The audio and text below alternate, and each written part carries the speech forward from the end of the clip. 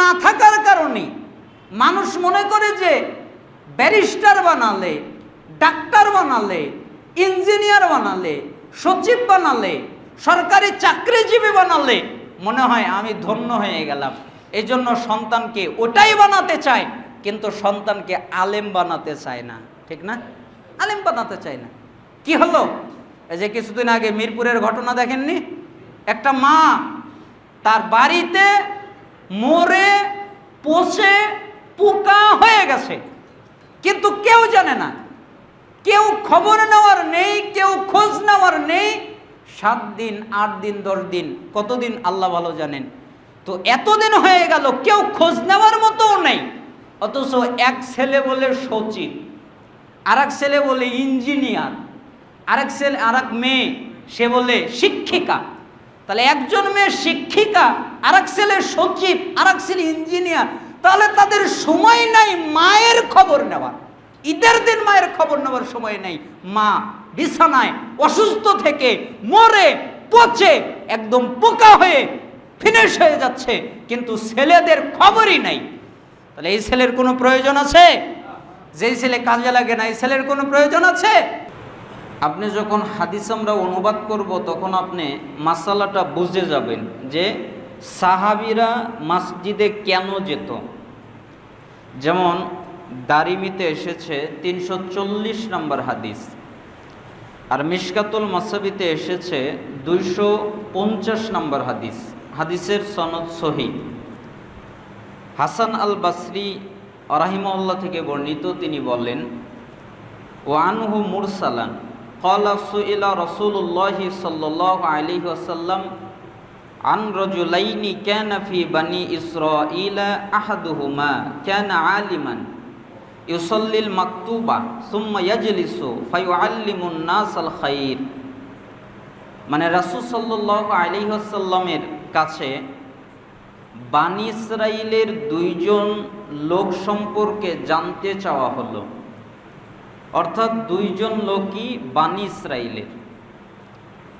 তখন রাসূল সাল্লাল্লাহু আলাইহি ওয়াসাল্লামকে বললেন, তাদের একজন হলেন আলেম। একজন কি?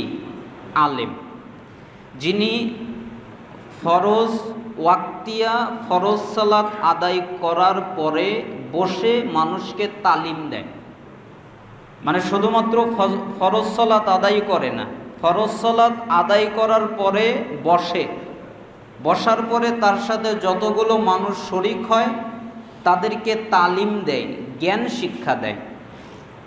আর ওয়াল আখারু ইয়াসুমুন নাহার ওয়া ইয়াকুমুল লাইল আইয়ুহা আফদাল। আর দ্বিতীয় জন সিয়াম পালন করে, অর্থাৎ সুন্নাতি কায়দায় একদিন সিয়াম আর একদিন রাখে না। মানে দাউদ আলাইহিস সালামের সিয়াম, সারা বছর সিয়াম পালন করে, গোটা সিয়াম পালন করে, গোটা রাত ইবাদতে কাটায়। মানে রাত্রে একটা সেকেন্ডও ঘুমায় না, সারা রাত তাহাজ্জুদ সালাত আদায় করে, সারা রাত ইবাদত করে। তখন রাসূল সাল্লাল্লাহু আলাইহি সাল্লামকে বললেন, এই 2 জনের মধ্যে মর্যাদায় আল্লাহর কাছে সবচেয়ে বেশি কে? তাহলে একজন কি? আলেম। সে কি করে?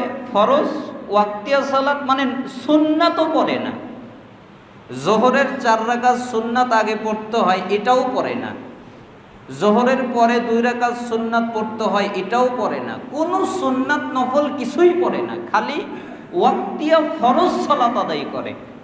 এরপরে বসে মানুষকে জ্ঞান শিক্ষা দেয়। আরেকজন কি করে? রাতে তাহাজ্জুদ পড়ে সারা রাত এবং সারা জীবন সিয়াম পালন করে। তখন রাসূল সাল্লাল্লাহু আলাইহি সাল্লামকে বলা হলো, এই 2 জনের ভিতরে ভালো কে, উত্তম কে, আল্লাহর কাছে প্রিয় কে? তখন মুহাম্মদ সাল্লাল্লাহু আলাইহি সাল্লাম ক্বালা রাসূলুল্লাহ সাল্লাল্লাহু আলাইহি ওয়াসাল্লাম, তখন রাসূলুল্লাহ সাল্লাল্লাহু আলাইহি ওয়াসাল্লাম বললেন যে এই 2 জনের ভিতরে সবচেয়ে উত্তম কে? তাহলে শোনো, ফাজলু হাযাল আলিম আল্লাযী ইউসাল্লিল মাকতুবা সুম্মা ইয়াজলিসু ফায়ুআল্লিমুন নাসাল খায়র আলাল আবিদ আল্লাযী ইয়াসুমুন নাহার ওয়া ইয়াকুমুল লাইল কাফাদলি আলা আদনাকুম রাজুলা। শোনো, এই দুইজনের মধ্যে ওয়াক্তিয়া ফরজ সালাত আদায় করার পরই যে বসে মানুষকে ইসলাম জ্ঞান শিক্ষা দেয় সে ব্যক্তি, ওই ব্যক্তি, যেই ব্যক্তি সারা দিন সিয়াম পালন করে এবং রাতে সালাত আদায় করে, ওই ব্যক্তির চেয়ে এই ব্যক্তি মসজিদে ফরজ ওয়াক্তিয়া সালাত আদায় করে বসে মানুষকে ইলম শিক্ষা দেয়, এই ব্যক্তি ওই ইবাদতকারীর উপরে ততটুকু মর্যাদা যেমন আমি নবীর মর্যাদা সাধারণ লোকের উপরে। তার মানে একটা সাধারণ লোকের উপরে মুহাম্মদ সাল্লাল্লাহু আলাইহি সাল্লামের মর্যাদা কতটুকু হতে পারে? এটাকে আন্দাজ করা যায়? কোনোভাবেই সম্ভব নয়, অনেক মর্যাদা। তার মানে রাসূল সাল্লাল্লাহু আলাইহি ওয়াসাল্লাম বলছেন যে তোমাদের একজন সাধারণের উপরে আমার মর্যাদা যেমন, ওই ইবাদতকারীর উপরে আলেমের মর্যাদা আল্লাহর কাছে তেমন। তাহলে এই হাদিস থেকে একটা মাসালা বের হলো, সেই মাসালাটা হলো যে যেই মসজিদের ইমাম, যেই মসজিদের দায়িত্বশীল, দায়িত্ব পালন করে, তার একটা দায়িত্ব এখান থেকে বের হয় সালাত শেষ করার পরে মানুষদেরকে জ্ঞান শিক্ষা দেওয়া। মানুষদেরকে কি শিক্ষা দেওয়া? জ্ঞান, প্রয়োজনীয় জ্ঞান তাদেরকে শিক্ষা দেওয়া। এই হাদিস থেকে সালাফগণ অনেক মাসালা, প্রায় 43টা মাসালা বের করেছেন, তার মধ্যে এটা একটা, যে জ্ঞান তারা শিক্ষা দেয়। এরপরে যদি আমরা আরও বিভিন্ন হাদিস দেখি, যেমন সহিহ আত-তারগীব ওয়াত তারহিব, এটা হচ্ছে আলবানী রহিমাহুল্লাহ যেটা তাহকিক করেছেন, তার 71 নম্বর হাদিস। তিনি বলেন, ওয়ান সফওয়ান ইবনে আসালিল মুরাদি রাদিয়াল্লাহু আনহু قال, সফওয়ান বিন আসলাম আল মুরাদি রাদিয়াল্লাহু আনহু থেকে বর্ণিত, তিনি বলেন, আতাইতুন নবিয়্য সাল্লাল্লাহু আলাইহি ওয়াসাল্লাম ওয়া হুয়া ফিল মসজিদি মুত্তাকিউন আলা বুরদিন লাহু আহমার।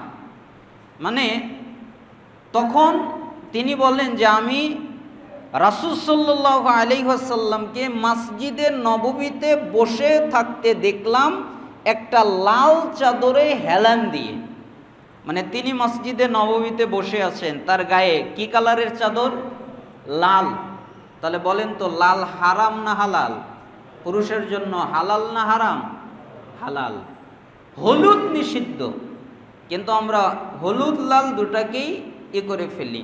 তবে যদি লাল, মানে বিধর্মীরা যেরকম করে পোশাক পরে বা যেরকম করে তারা বিভিন্ন, মানে উপরে নিচে একটা লুঙ্গি একটা ইজারা সবগুলোই লাল করে, এরকম না।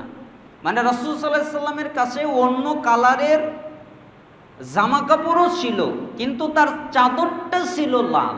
চাদরটা কি ছিল? লাল। এইভাবে তিনি বসেছিলেন। ফাকুলতু লাহু ইয়া রাসূলুল্লাহ, তখন সফওয়ান বিন আসলাম আল মুরাদি বলেন, আমি বললাম, হে আল্লাহর রাসূল, আতলুবুল ইলম, আমি আপনার কাছে এসেছি জ্ঞান অর্জন করতে। কি অর্জন করতে? জ্ঞান অর্জন করতে। কার কাছে?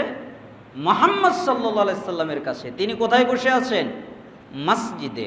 আমি আপনার কাছে এসেছি জ্ঞান অর্জন করতে। তখন মুহাম্মদ সাল্লাল্লাহু আলাইহি সাল্লাম বলেন, মারহাবান বিতালিবিল ইলম, তালিবে ইলম যারা জ্ঞান অন্বেষণ করতে আসে তাদেরকে স্বাগতম, তাদেরকে সুস্বাগতম। ইন্না তালিবাল ইলমি তাহুফুহুল মালাইকা বিআজনিহাতিহা, শোনো, নিশ্চয়ই ফেরেশতাগণ জ্ঞান অন্বেষণকারীদের, যারা জ্ঞান অর্জন করতে আসে তাদেরকে চতুর্দিক থেকে ঘিরে নেয় এবং ডানাগুলো দ্বারা তাদেরকে ছায়া দান করে। অর্থাৎ চতুর্দিক থেকে ফেরেশতারা ঘিরে নেয়, মানে কোনো ফাঁকা থাকে না, সব দিক থেকে ঘিরে নেয়। আর ডানাগুলো কোথায়? মাথার উপরে। ডানাগুলো দিয়ে তাদের মাথায় ছায়া দেয়। সুম্মা ইয়ারকাবু বা'দুহুম বা'দান হাত্তা ইয়াবলুগুস সামাআদ দুনিয়া মিন মুহাব্বাতিহিম লিমা ইয়াতলুব। অতঃপর সে যা অন্বেষণ করে, জ্ঞান অন্বেষণ করে, এর ভালোবাসায় মালাইকা ফেরেশতারা তারা একজনের উপরে আরেকজন সওয়ার হয়, ওঠে।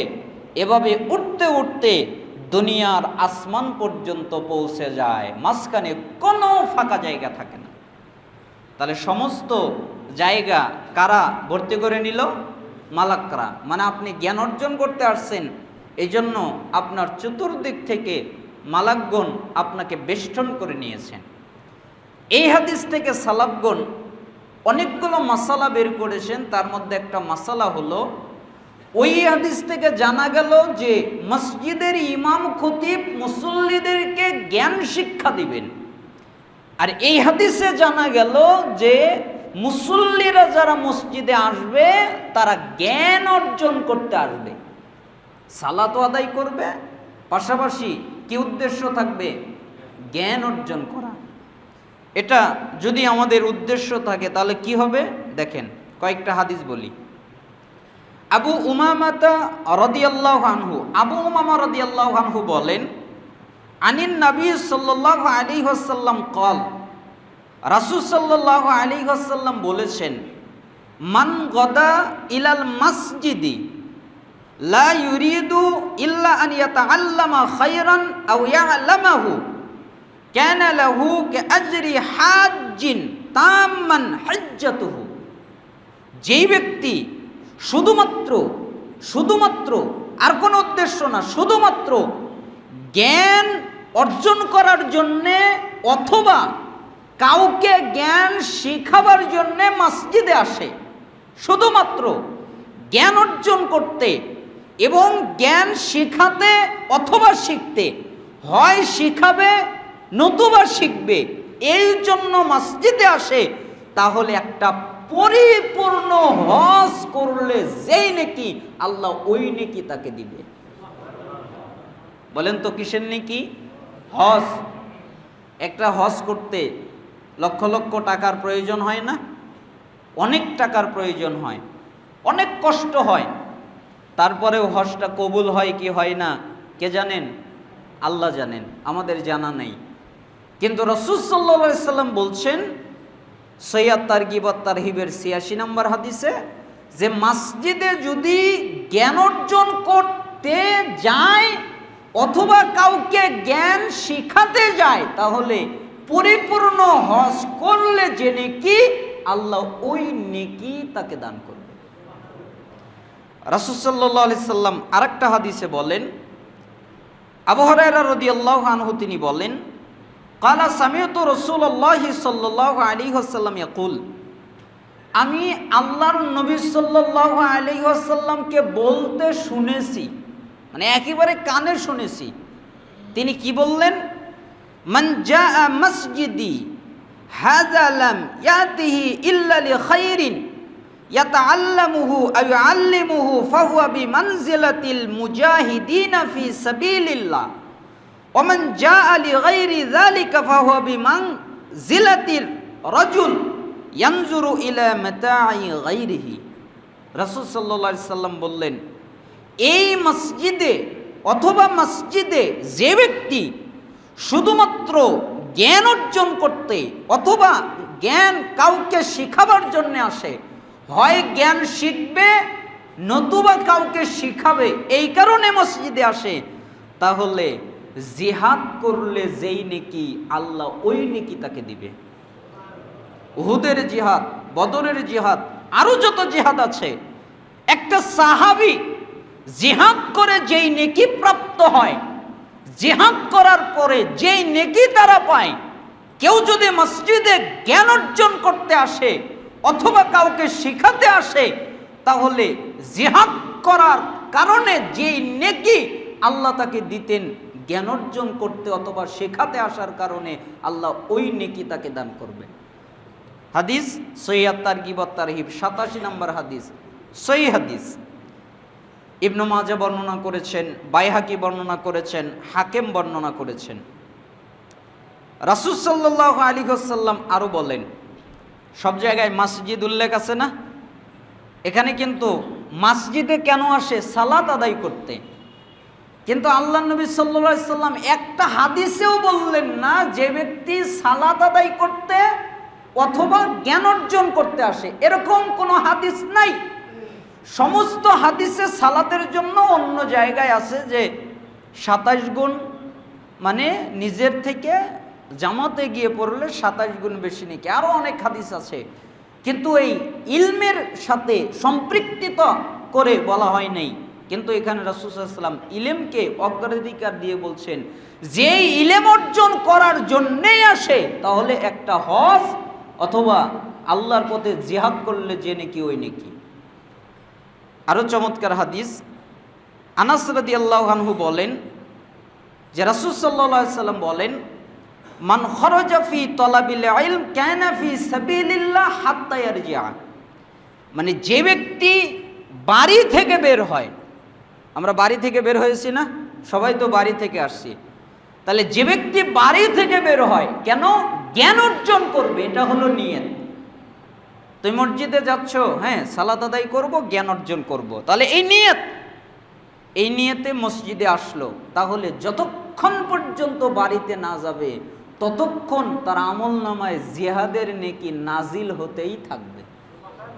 মানে বন্টন একবার হলো এরকম না, মানে নাজিল হবে আর বন্ধ হবে না। বন্ধ হবে কখন? ঘরে ঢুকবে যখন।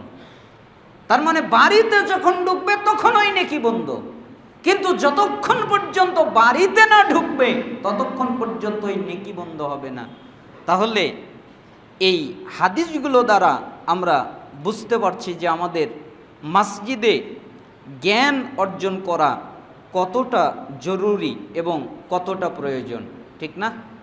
তাহলে এখন যদি মসজিদে এই ব্যবস্থাই না থাকে, আমরা যদি এই ব্যবস্থা করতে অক্ষম হই, আমরা যদি এই ব্যবস্থা করতে না পারি, তাহলে মুসল্লি তারা শিখতেছে না, এই কারণে আগ্রহ নাই, এই কারণে গুনাহগার হবে।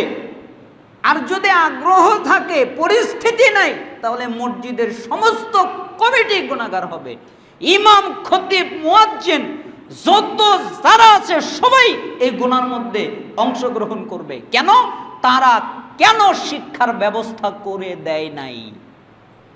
মানুষ তো শিখতে চায়, তাহলে ব্যবস্থা হলো না কেন? এই জন্য এগুলোর প্রয়োজন আছে না নাই?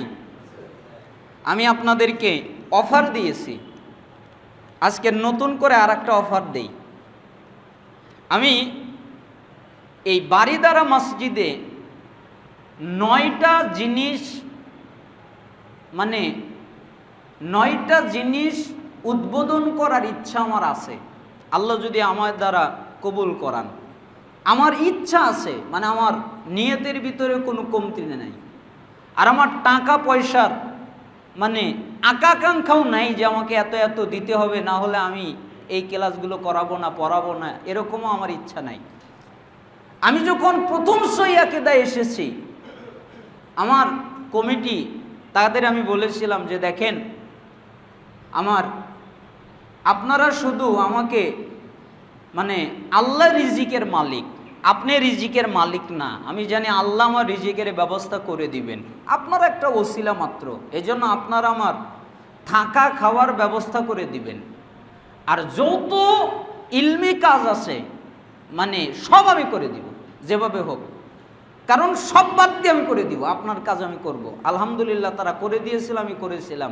সেইখানে সমস্ত মুসল্লি প্রায় সালাত পড়াতে পারত, সমস্ত মুসল্লি প্রায় খুতবা দিতে পারত, সমস্ত মুসল্লি প্রায় সব বুঝতে পারত, হয়ে গেছিল।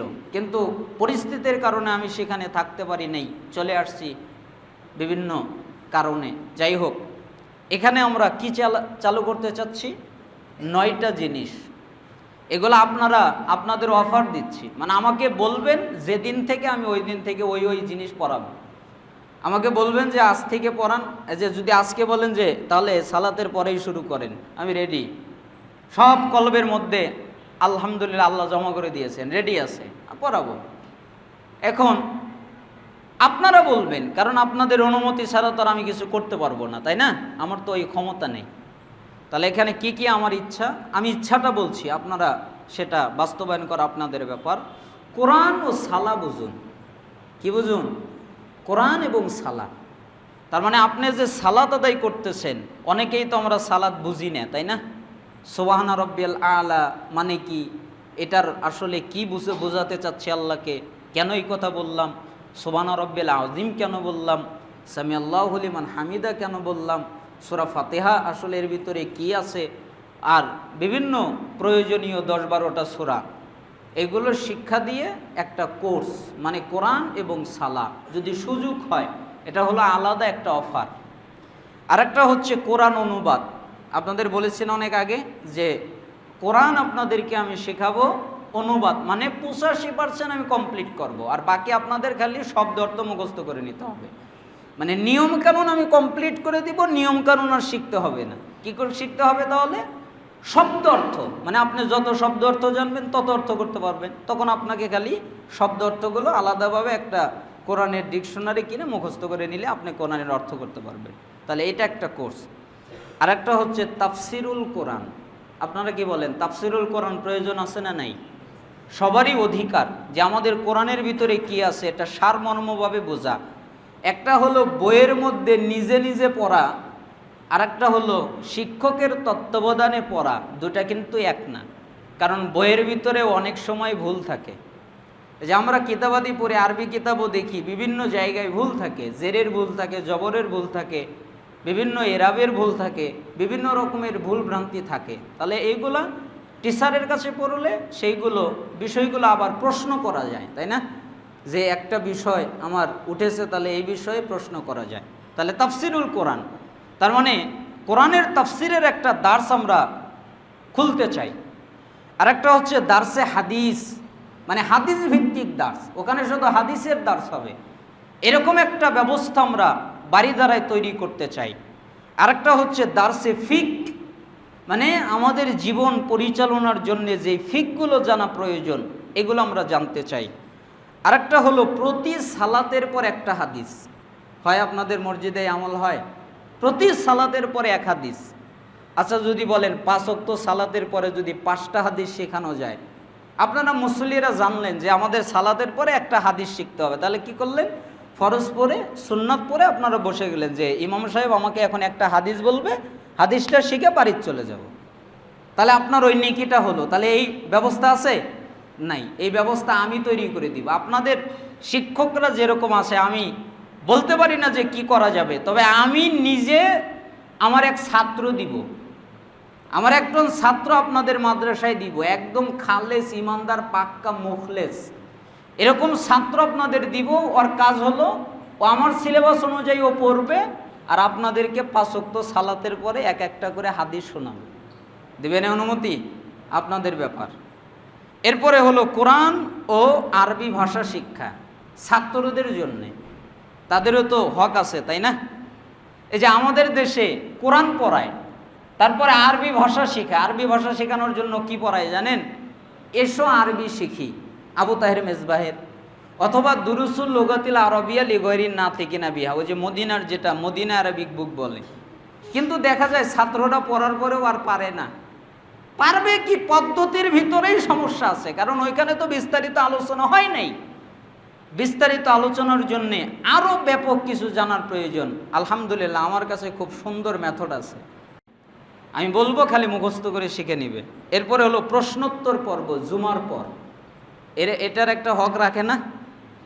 প্রত্যেকের তো আর মন মতো খুতবা দেওয়া যায় না, তাই না? এক একজনের এক একটা জিনিসের প্রয়োজন, এক এক জুমায় এক এক সপ্তাহে লাগে, যে আমার আজকে এই জিনিসটা লাগবে, কালকে ওই জিনিসটা লাগবে। তাহলে এরকম করে যদি আমরা জুমার খুতবায় তারপরে যদি 15 মিনিট, 10 মিনিট, 20 মিনিট প্রশ্নোত্তর পর্ব রাখি, আর মানুষের প্রয়োজনীয় সমসাময়িক প্রশ্নের উত্তরের ব্যবস্থা করি, তাহলে বিষয়টা সুন্দর হয় না? আর একটা হলো দার্সে আকিদা, আকিদার দার্স, মানে এই 9টা বিষয় আমার ইচ্ছা আছে যে যেখানেই যাই আমি এই কাজগুলো করার চেষ্টা করি। তা আপনারা যদি আমাকে সুযোগ দেন করব। এই হাদিসের আলোকেই কথাগুলো বললাম, আপনারা ব্যথা পেলে ক্ষমা সুন্দর দৃষ্টিতে দেখবেন। আল্লাহ তাআলা আমাদেরকে ক্ষমা করুন। তাহলে আমরা বলছিলাম যে জ্ঞান অর্জন করাটা কতটা জরুরি। মসজিদে এসে জ্ঞান অর্জন করতে হবে, রাসূল সাল্লাল্লাহু আলাইহি সাল্লাম এইরকম ইঙ্গিত দিয়েছেন। এরপরে দেখেন রাসূল সাল্লাল্লাহু আলাইহি ওয়াসাল্লাম আমরা যারা আলেম তাদের জন্য বলেছেন চমৎকার হাদিস। আনাস রাদিয়াল্লাহু আনহু তিনি বলেন, আন্নান নবী সাল্লাল্লাহু আলাইহি ওয়াসাল্লাম কাল, নিশ্চয় নবী সাল্লাল্লাহু আলাইহি ওয়াসাল্লাম বলেন, মান আল্লামা ইলমান ফালাহু আজরু মান আমিলা বিহি লা ইয়ানকুসু মিন আজরিল আমিল শাই। যে ব্যক্তি ইসলামের শিক্ষা দিবে, যেই হোক ইসলামের শিক্ষা দেবে, সে ওই রকম নেকি পাবে, আরেকজন ওইটা শিখে আমল করলে যেই নেকি পায় ওই নেকি আল্লাহ তাকে দিবে। তার মানে আমি আপনাকে সূরা ফাতিহা শেখালাম, তাহলে আপনি যতদিন সূরা ফাতিহা এই সমস্ত মসজিদের মুসল্লিকে যদি আমি শেখাই, তাহলে এই সমস্ত মসজিদের মুসল্লি সূরা ফাতিহা যত পড়বে তত নেকি আমি পাবো। কেন? শিখিয়েছি আমি। এজন্য আমি বলি যে সন্তানকে সূরা ফাতিহা হুজুরকে দিয়ে শেখায়েন না। কাকে দিয়ে শেখায়েন না? হুজুরকে দিয়ে শেখায়েন না। তা আমার একজন সেই খেপে গেল এক আলেম, বলেন কি আপনি হুজুরদের বিরুদ্ধে ওয়াজ করেন, হুজুরদের শেখানো হবে না? মানে বললাম, আরে ভাই আপনি বোঝেন নাই, হুজুরকে দিয়ে সূরা ফাতিহা শেখাতে হয় না, সূরা ফাতিহা নিজেকে শেখাতে হয়। কেন? হুজুর যদি সূরা ফাতিহা শেখায় তাহলে ওই ছেলে যতবার সূরা ফাতিহা পড়বে তত নেকি হুজুর পাবে। আর আপনি নিজে বাপ যদি সূরা ফাতিহা শিখান তাহলে আপনার ছেলে যতবার সূরা ফাতিহা পড়বে ততবার আপনি নেকি পাবেন। তাহলে হুজুর দিয়েই ভালো না আমি শেখালে ভালো? আপনি যদি পারেন তাহলে আপনি শেখাবেন, তাহলে নিজে শেখাইলেন, নিজে প্রথমে সালাত শেখা দিলেন, তাওহীদ শেখা দিলেন, কালেমা শেখা দিলেন, নামাজ শিক্ষা দিলেন, নিজে শেখালেন, তাহলে কি হলো? নেকিটা নিজে পাবেন না? এই জন্য রাসূল সাল্লাল্লাহু আলাইহি ওয়াসাল্লাম এই কথা বললেন যে কেউ যদি কাউকে শেখায় তাহলে ওই লোক যে আমল করবে ওই নেকি এই লোককে দিয়ে দেওয়া হবে। আল্লাহ তাআলা আমাদেরকে এই বিষয়গুলোর উপরে আমল করার তৌফিক দান করুন। আল্লাহ তাআলা আমাদেরকে কোরআন এবং সুন্নাহর উপরে অটল থাকার তৌফিক দান করুন। আলহামদুলিল্লাহ ওয়াহদা ওয়াসসালাতু ওয়াসসালামু আলা রাসূলিল্লাহ, আম্মা বাদ। সমস্ত প্রশংসা আল্লাহ তাআলার জন্য, সালাত এবং শান্তি বর্ষিত হোক আমাদের প্রিয় নবী মুহাম্মদ সাল্লাল্লাহু আলাইহি সাল্লামের উপরে।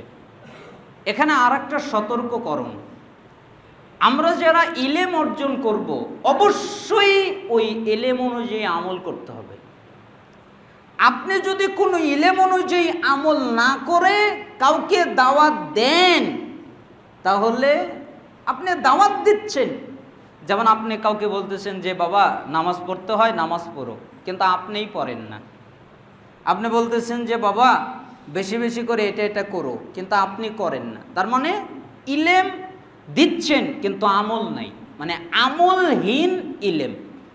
এই জন্য উসামা বিন যায়েদ রাদিয়াল্লাহু আনহু তিনি বলেন যে রাসূল সাল্লাল্লাহু আলাইহি ওয়াসাল্লামকে এই কথা বলতে শুনেছেন উসামা বিন যায়েদ। তিনি বলেন যে কি শুনেছি? ইউজাউ বিররাজুলি ইয়াউমাল কিয়ামা ফায়ুলকা ফিন-নার ফায়ানদালিকু আকতাবুহু ফিন-নার ফায়াদুরু কামা ইয়াদুরুল হিমারু বিরহাহু ফায়াজতামিউ আহলুন নারি আলাইহি। রাসূল সাল্লাল্লাহু আলাইহি সাল্লামকে বলতে শুনেছি যে কিয়ামত দিবসে একটা ব্যক্তিকে আনা হবে। কাকে? যে জ্ঞান অনুযায়ী আমল করতো না, মানে এলেম ছিল কিন্তু আমল করতো না, তাকে নিয়ে আসা হবে। অতঃপর তাকে জাহান্নামে নিক্ষেপ করা হবে।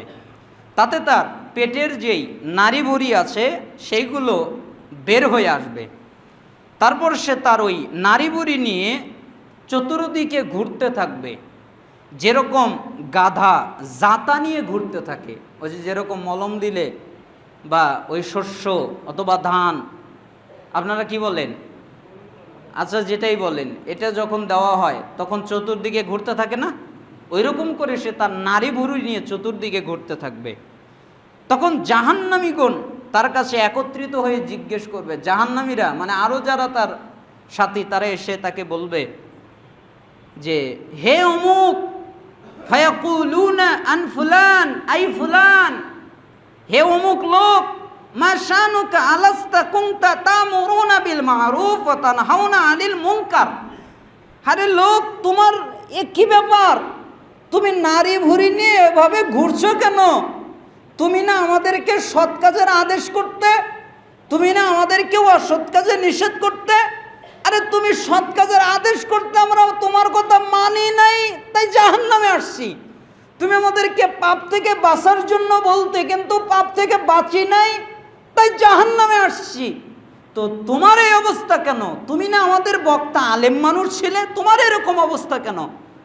তখন ওই লোকটা বলবে, কুনতু আমরুকুম বিল মারুফ ওয়ালা আতিহি ওয়া আনহাকুম আনিল মুনকারি ওয়া আতিহি। হ্যাঁ, আমি তোমাদেরকে সৎ কাজের আদেশ ঠিকই করতাম, কিন্তু দুর্ভাগা আমি নিজেই করতাম না। আমি তোমাদেরকে অসৎ কাজ থেকে নিষেধ ঠিকই করতাম, কিন্তু দুর্ভাগা আমি নিজে করি নাই। আমি নিজে অসৎ কাজ থেকে বাঁচি নাই, আমি নিজের সৎ কাজ করি নাই, কিন্তু তোমাদের আদেশ করছি, তোমাদের নিষেধ করছি। এই জন্য আজকে জাহান্নামে, আজকে আমার এই অবস্থা। এই জন্য এই হাদিস থেকে একটা শিক্ষণীয় বিষয় হলো, অবশ্যই আপনি ওই বিষয়টা বলবেন যেই বিষয়টা আপনি আমল করেন। যেটা আমল করেন না ওটা বলার প্রয়োজন, আদেশ করার প্রয়োজন নাই। আদেশ করবেন না, জানিয়ে দিতে পারেন যে হাদিসে এরকম আছে, হাদিসে এরকম আছে, কিন্তু আদেশ না। আদেশ করলে আপনাকে ওই বিষয়ে আমল থাকতে হবে। বর্ণনাকারী তিনি আরো বলেন যে সামিতু ইয়াকুলু ইয়ানিন নবিয়্যা সাল্লাল্লাহু আলাইহি ওয়াসাল্লাম, আমি শুনেছি যে নবী সাল্লাল্লাহু আলাইহি ওয়াসাল্লাম বলেন, মারারতু লাইলাতা উসরিয়া বি আলা বি আকওয়ামিন তুকরাদু শিফাহুহুম বিমাকারি উদামিন নার। রাসূল সাল্লাল্লাহু আলাইহি ওয়াসাল্লাম বলেন যে আমি মিরাজের রাত্রে একদল লোকদের কাছ দিয়ে যাচ্ছিলাম। আমি তখন দেখলাম যে তাদের ঠোঁটগুলো আগুনের কেচি দিয়ে কেটে দেওয়া হচ্ছে, অর্থাৎ এই ঠোঁটগুলো আগুনের কেচি দিয়ে কেটে দিচ্ছে। যখন কেটে দিচ্ছে তখন তো ঠোঁট ছিন্ন হয়ে যাচ্ছে, আবার লেগে যাচ্ছে, আবার কেটে দিচ্ছে, ছিন্ন হয়ে যাচ্ছে, আবার লেগে যাচ্ছে। আমি এটা দেখলাম, আমি আতঙ্কিত হলাম। তাই আমি আমার সাথে যে জিবরাইল, তাকে বললাম, মানহা উলাইয়া জিবরিল, হে জিবরাইল, এরা কারা? এরা কি অপরাধ করেছে? এদের দোষটা কি? তখন তিনি বললেন, খুতাবাউল্লাযীনা ইয়াকুলুনা মা লা ইয়াফআলুন, এরা হলো আপনার উম্মতের বক্তা। এরা বক্তব্য দিত, এরা খুতবা দিত, এরা আলোচনা করত, এরা মানুষকে জ্ঞানের শিক্ষা দিত, এরা মানুষকে দাওয়াত দিত, এরা মানুষের কাছে কোরআন হাদিস পৌঁছাতো, কিন্তু নিজেরা যা বলতো তার উপরে নিজেরা আমল করতো না। অর্থাৎ সে নিজে আমল করে নাই, এই কারণে আজকে ওই ঠোঁট দিয়ে সে কথা বলতো, এ কারণে তার ঠোঁট আজকে আগুনের কেচি দিয়ে কেটে দেওয়া হবে। তাহলে বলেন তো কি অবস্থা আমাদের? আমাদের অবস্থা সবচেয়ে জটিল, সবচেয়ে কঠিন, সবচেয়ে ভয়ঙ্কর। আল্লাহ তাআলা যেন আমাদেরকে আমাদের কথার উপরে আমল করার তৌফিক দান করেন। এরপরে রাসূল সাল্লাল্লাহু আলাইহি ওয়াসাল্লাম আরেকটা হাদিসে বলেন, ইবনে মাসউদ রাদিয়াল্লাহু আনহু তিনি বলেন যে লা ইয়াজুলু কদম ইবনি আদম ইয়াউমাল কিয়ামা হাত্তা ইসআলান খামসিন, কিয়ামতের দিন আদম সন্তান নড়তে পারবে না, মানে নড়ারই ক্ষমতা নাই। ইচ্ছা করলে হাত নড়াতে পারবে না, মাথা নড়াতে পারবে না, শরীর নড়াতে পারবে না, পা নড়াতে পারবে না। কেন? নড়ার অনুমতিই তো নাই। অনুমতি দিলে না নড়তে পারবে। এখন দুনিয়ায় নড়তে পারছে, অনুমতি লাগছে না, তাও তো আল্লাহর অনুমতি আছে, কিন্তু আমরা সেটা বুঝি না। কারণ দুনিয়া আমরা যেরকমভাবে নড়াচড়া করছি, কিন্তু ওই রকম আমরা ইচ্ছাধীনভাবে নড়তে পারবো না। নড়ার অনুমতিই নেই, অনুমতিই দেবেন না আল্লাহ, যতক্ষণ পর্যন্ত 5 প্রশ্নের উত্তর না হবে। 5 প্রশ্ন কি? রাসূল সাল্লাল্লাহু আলাইহি সাল্লাম বলেন, তাকে জিজ্ঞেস করা হবে আন উমরিহি ফিমা আফনাহু, তার বয়স সম্পর্কে, যে আমি তোমাকে যে 60 বছর 70 বছর দিলাম, কি করেছো আমাকে বুঝাও। মানে পুরো বয়স আপনাকে আল্লাহকে বুঝিয়ে দিতে হবে।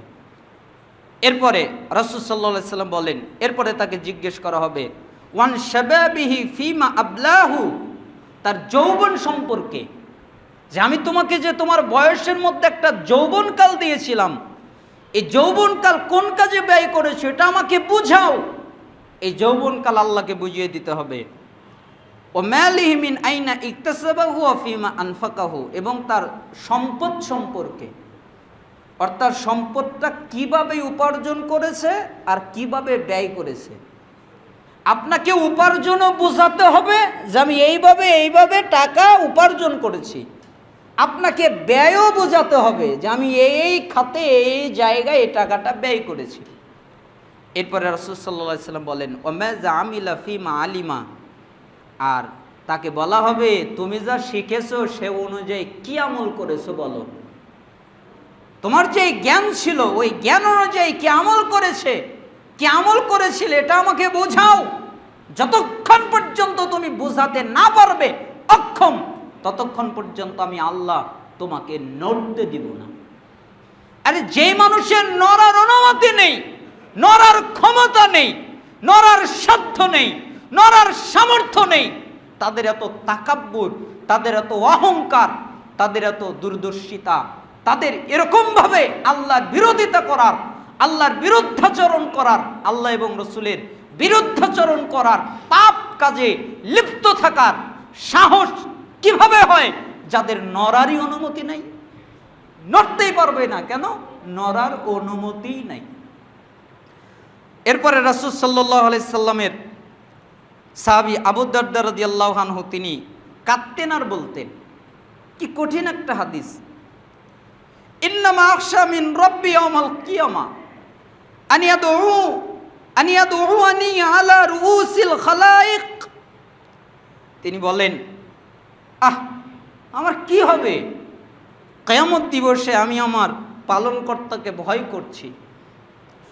তখন একজন জিজ্ঞেস করলো কিভাবে ভয় করছেন? কয় ফায়াকুলু লি ইয়া ওয়াইমির, আল্লাহ তাআলা আমাকে সমস্ত সৃষ্টির সামনে ডাকবেন। সমস্ত সৃষ্টি সেদিন থাকবে, শুধু কি বাড়িদারা মসজিদের মুসল্লি থাকবে না সমস্ত জাতি থাকবে? সবাই থাকবে। সমস্ত সৃষ্টিজীবীর সামনে আমি আবু দারদাকে ডাক দিবে কে? আল্লাহ। হে আবু দারদা, আর আমাকে এভাবে ডাক দিবে, হে ওয়াইমের। আমি বলবো লাব্বাইক ইয়া রব, হে রব আমি হাজির। ফায়াকুল, তখন আল্লাহ আমাকে বলবে মা আমিলতা ফিমা আলিমতা, আরে তুমি যা শিখেছিলে ওই অনুযায়ী কি আমল করেছিলে এটা আমি আল্লাহকে বুঝাও। তোমার যে জ্ঞান ছিল ওই অনুযায়ী কি আমল করেছিলে এটা আমি আল্লাহকে বুঝাও। যতক্ষণ পর্যন্ত না বোঝাতে পারবে ততক্ষণ পর্যন্ত তোমার নিস্তার নাই। এই জন্য আমি আবু দারদা খুব ভয়ে আছি, শঙ্কায় আছি। এই জন্য আমি যা জানি তা অনুযায়ী আমল করি। ভয় পাই যে যদি ছুটে যায় আর আল্লাহ যদি আমাকে জিজ্ঞেস করে আমার কি হবে। এজন্য ইমাম আহমদ ইবনে হাম্বল রাহিমাহুল্লাহ বলতেন, তিনি 10 লক্ষ হাদিসের হাফেজ ছিলেন। তিনি বলেন আমার এমন কোন হাদিস মুখস্থ নাই যেই হাদিসের উপরে আমি আহমদ ইবনে হাম্বল আমল করি নাই। আমি প্রত্যেকটা বিশুদ্ধ হাদিসের উপরে আমল করেছি। আমি যখন শুনতে পেরেছি রাসূল সাল্লাল্লাহু আলাইহি সাল্লাম সিঙ্গা লাগিয়ে 1 দিরহাম দিয়েছে, তখন আমি একজন লোককে ডাকলাম, এরপরে বললাম সিঙ্গা লাগাও। তখন লোকটা সিঙ্গা লাগালো, তখন আমি তাকে 1 দিরহাম দিলাম। কত বেশি না কম এটা আমি বুঝলাম না।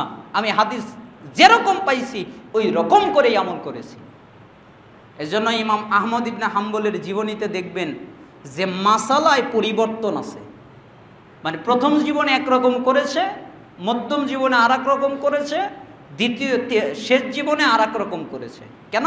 হাদিস যখন পাইছে তখনই আমল করছে, তার কোনো কথাই নাই হাদিস পাইলে আমল করব। কারণ আল্লাহর কাছে তো আমি জবাব দিতে পারবো না। এই জন্য পৃথিবীতে সবচেয়ে বেশি হাদিসের উপরে আমলকারী যত ইমাম আছে তার মধ্যে একজন ইমাম হচ্ছেন ইমাম আহমদ ইবনে হাম্বল রাহিমাহুল্লাহ। এই জন্য রাসূল সাল্লাল্লাহু আলাইহি সাল্লাম এই কথাগুলো বললেন। জিয়াদ ইবনে লাবিদ তিনি বলেন, যাকারানিন নবী সাল্লাল্লাহু আলাইহি সাল্লাম শাইআ, নবী সাল্লাল্লাহু আলাইহি সাল্লাম একটা বিষয় বর্ণনা করলেন, অতঃপর তিনি বললেন যা কাইন্দা আওয়ানি জাহাবিল ইলম, সেটা ইলম উঠে যাওয়ার সময় সংগঠিত হবে, মানে ইলম উঠে যাবে। কুলতু ইয়া রাসূলুল্লাহ, তাই আমি জিজ্ঞেস করলাম, ওয়া কাইফা ইয়াযহাবুল ইলম ওয়া নাহনু নাকরাউল কুরআন ওয়া নুকরিহু আবনাআনা ওয়া ইউকরিহু আবনাউনা আবনাআহুম ইলা ইয়াউমিল কিয়ামা। আল্লাহ নবী সাল্লাল্লাহু আলাইহি সাল্লাম, আপনি বললেন ইলম উঠে যাবে, কিভাবে উঠে যাবে? অথচ আমরা তো কোরআন শিক্ষা করছি, আমরা তো আমাদের সন্তানদের কোরআন শিক্ষা দিচ্ছি, আমাদের সন্তানগণ কিয়ামত পর্যন্ত তাদের সন্তানদেরকে কোরআন শিক্ষা দিতে থাকবে, আর আপনি বললেন উঠে যাবে, কিভাবে? ফাকালা সাকিলাতকা উম্মুকা জিয়াদ ইন কুনতু লা আরাকা মিন আফকাহি রাজুলিন বিল মদিনা আওয়ালাইসা হাযিহিল ইয়াহুদ ওয়ান নাসারা ইয়াকরাউনা আত-তাওরাত ওয়াল ইনজিল লা ইয়ামালুনা বিশাইইম মিম্মা ফীহিমা। তখন তিনি বললেন, হ্যাঁ জিয়াদ, তোমার মা তোমাকে হারিয়ে ফেলুক, আর আমি তো তোমাকে মদিনার জ্ঞানী মানুষ মনে করতাম, তুমি অজ্ঞার মতো কথা বলো কেন? বলো, ইহুদিদের কি কিতাব নাই? খ্রিস্টানদের কি কিতাব নাই? ইহুদি নাসারা কি তাওরাত ইনজিল পড়ে না? তাদের কাছে কি তাওরাত ইনজিল নাই? আছে তো। তারা কি তাওরাত ইনজিল অনুযায়ী আমল করে? করে না তো। তোমাদের কাছেও কোরআন থাকবে, কিন্তু তোমরা কোরআন অনুযায়ী আমল করবে না। এটাই হচ্ছে কোরআন ইলম উঠে যাওয়া। এখন দেখেন, আমাদের কাছে মুসাফ আছে, কোরআনের অভাব নাই, কিন্তু কোরআনের আমলকারী লোক কয়জন আছে? আমলকারী লোক পাওয়া যায় না। তার মানে ইলম উঠে যাবে, এর অর্থ হলো আমলকারী লোক পাওয়া যাবে না। এটা মিশকাতের 277 নম্বর হাদিস। আর আগের হাদিসগুলো তারগিবের 124 থেকে 129 নম্বর হাদিস পর্যন্ত আমরা বর্ণনা করেছি। আরেকটা হাদিস, মানে রাসূল সাল্লাল্লাহু আলাইহি ওয়াসাল্লাম একটা দোয়া করতেন। কি দোয়া? রাসূল সাল্লাল্লাহু আলাইহি সাল্লাম অধিকাংশ সময় এই দোয়াটা করতেন। যায়েদ বিন আরকাম তিনি বলেন যে আল্লাহর নবী দোয়া করতেন। কি দোয়া করতেন? আল্লাহুম্মা, হে আল্লাহ, ইন্নী আউযু বিকা মিন ইলমিন ওয়ালা ইয়ানফাউ, এমন ইলম থেকে তোমার কাছে আশ্রয় চাই যেই ইলম আমার উপকারে আসে না। মানে ওই ইলম আমি তোমার কাছে চাই না, যে ইলম আমার কিসে আসে না? উপকারে আসে না, মানে ইলম অনুযায়ী আমল করি না, ওই ইলম আমি চাই না। ওই ইলম থেকে তুমি আমাকে আশ্রয় দান করো। এরপরে লা ইয়ানফাউ ওয়া মিন কলবিন লা ইয়াখশাউ, এমন অন্তর থেকে যা ভীত হয় না, মানে আল্লাহর ভয়ে যে অন্তর কাঁদে না, বিগলিত হয় না, এরকম অন্তর আমার দরকার নেই। যে অন্তর আল্লাহর ভয়ে ভীত হয়, এরকম অন্তর তুমি আমাকে দান করো হে আল্লাহ। লা তাশবাউ, এরপরে ওয়ামিন নাফসিন লা তাশবাউ ওয়ামিন দাওয়াতিন লা ইস্তাজাবু লাহা, দুটি কথা বললেন। এমন আত্মা থেকে যা পরিতৃপ্ত হয় না, মানে অনেক কিছু পায় তাও তৃপ্ত হয় না, আর এমন দোয়া থেকে যেই দোয়া কবুল হয় না। মানে হে আল্লাহ, এমন ইলেমও চাই না যে ইলেম উপকারে আসে না, এমন অন্তরও চাই না যে অন্তর তোমার ভয়ে কাঁদে না, এমন আত্মাও চাই না যে আত্মা পরিতৃপ্ত হয় না, আর এমন দোয়াও করতে চাই না যেই দোয়া কবুল হয় না। তার মানে ওই রকম দোয়া করার তৌফিক দাও যেই দোয়া তুমি কবুল করো। তারগিবের 124 নম্বর হাদিস। তাহলে ইলেম আমাদের প্রয়োজন না প্রয়োজন না? আমাদের খাবারের চেয়েও ইলমের প্রয়োজন অনেক বেশি। যদিও আমরা সালাফের অনেক বাণী এখানে সংকলন করেছিলাম, সময়ের ভিন্নতায় আমরা বলতে পারিনি। ইলম না থাকলে কি হয়? ওই যে আল্লাহ তাআলা বলেছেন না, কুল হাল ইয়াস্তাবিল্লাযিনা ইয়ালামুন আল্লাযিনা লা ইয়ালামুন ইন্নামা ইয়াতাযাক্কারুল আলবাব। হে নবী, আপনি বলেন যারা জানে আর যারা জানে না ওরা কি সমান? আপনারা কি বলেন, যারা জানে আর যারা জানে না ওরা সমান? শিক্ষিত মানুষও উপদেশ গ্রহণ করে। ইলম না থাকার কারণে মানুষ মনে করে যে ব্যারিস্টার বানালে, ডাক্তার বানালে, ইঞ্জিনিয়ার বানালে, সচিব বানালে, সরকারি চাকরিজীবী বানালে মনে হয় আমি ধন্য হয়ে গেলাম। এই জন্য সন্তানকে ওটাই বানাতে চায়, কিন্তু সন্তানকে আলেম বানাতে চায় না। ঠিক না? আলেম বানাতে চায় না। কি হলো? এই যে কিছুদিন আগে মিরপুরের ঘটনা দেখেননি? একটা মা তার বাড়িতে মরে পচে পোকা হয়ে গেছে, কিন্তু কেউ জানে না, কেউ খবর নেওয়ার নেই, কেউ খোঁজ নেওয়ার নেই। 7 দিন, 8 দিন, 10 দিন, কতদিন আল্লাহ ভালো জানেন। তো এতদিন হয়ে গেল, কেউ খোঁজ নেওয়ার মতোও নেই। অথচ এক ছেলে বলে সচিব, আর এক ছেলে বলে ইঞ্জিনিয়ার, আরেক ছেলে, আর এক মেয়ে সে বলে শিক্ষিকা। তাহলে একজন মেয়ে শিক্ষিকা, আরেক ছেলে সচিব, আরেক ছেলে ইঞ্জিনিয়ার, তাহলে তাদের সময় নাই মায়ের খবর নেওয়ার। ঈদের দিন মায়ের খবর নেওয়ার সময় নেই। মা বিছানায় অসুস্থ থেকে মরে পচে একদম পোকা হয়ে ফিনিশ হয়ে যাচ্ছে, কিন্তু ছেলেদের খবরই নাই। তাহলে এই ছেলের কোনো প্রয়োজন আছে? যেই ছেলে কাজে লাগে না, এই ছেলের কোনো প্রয়োজন আছে? যেই ছেলে দুনিয়াতে আপনার কাজে লাগে না, তো মরার পরে আপনার কি কাজে লাগবে? এজন্য যদি ছেলেকে পারেন আল্লাহওয়ালা বানান, ডাক্তার বানান, এতে দোষ নাই। আল্লাহওয়ালা ডাক্তার বানান। ইঞ্জিনিয়ার বানান, এতে দোষ নাই। আল্লাহওয়ালা ইঞ্জিনিয়ার বানান। ইঞ্জিনিয়ারের দরকার, ডাক্তারের দরকার, আর্মির দরকার, পুলিশের দরকার, শিক্ষকের দরকার। আল্লাহওয়ালা বানান, তাহলে দেখবেন সমাজে শান্তি বিরাজ করবে। আর আমরা দোহাই দেই রাষ্ট্রের, যে যেদিন রাষ্ট্র আইন পাশ করবে ওই দিন আমরা ভালো হয়ে যাব। আরে রাষ্ট্রের দোহাই দিয়ে বন্ধ দেন, তামাম পৃথিবীতে দিন কায়েম করার আগে আপনার 3.5 হাত বডির মধ্যে দিন কায়েম করেন। আপনার 3.5 হাত বডি, আপনি নিজে দাওয়াতি কাজ করেন। আপনার 3.5 হাত বডিতে দিন কায়েম করে আপনার পরিবারের উপরে দিন কায়েম করেন, আপনার সমাজের উপরে দিন কায়েম করেন, আপনার এলাকার উপরে দিন কায়েম করেন। এরপরে আপনি জাতির দিকে অন্বেষণ হন, এগিয়ে যান। আগে নিজ থেকে শুরু করেন। নিজের খবর নাই, জাতি নিয়ে বসে আছে। এই জন্য শুধুমাত্র জ্ঞান একটা শিক্ষিত আর অশিক্ষিত পার্থক্য করে দেয়। এই জন্য আমাদের জ্ঞান অর্জন করা দরকার। আল্লাহ তাআলা আমাদেরকে কবুল করুন। খুতবা শেষ করতে না পারায় দুঃখিত, ক্ষমা সুন্দর দৃষ্টিতে দেখবেন। হে আল্লাহ, আমাদের